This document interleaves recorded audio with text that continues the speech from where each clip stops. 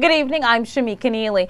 Democratic lawmakers who left the State House during this year's legislative session have finished repaying their fines levied for their absences. Stan Jastrzebski reports.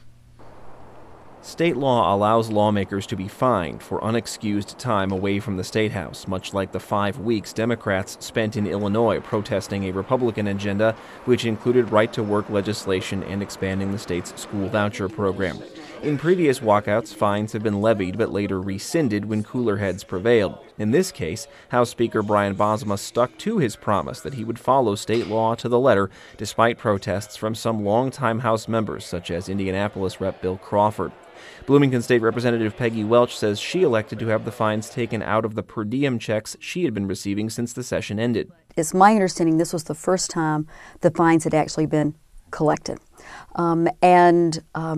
The 39 members of the 40 that left, we made some big financial sacrifices because we believed in what we were doing. We took a principled stand and we paid for it. Welch says that in total she paid more than $8,000, but she noted each lawmaker was docked a different amount based on the total number of days they were absent. For WTIU News, I'm Stan Jastrzebski.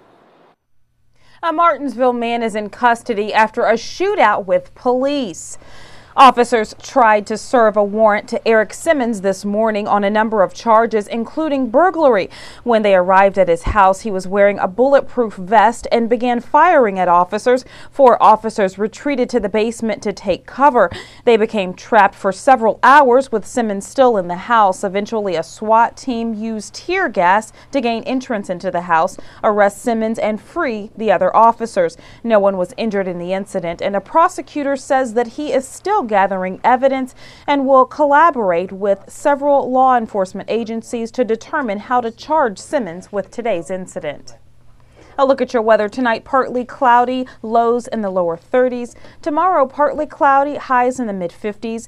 Tomorrow night, clear, lows in the mid-20s.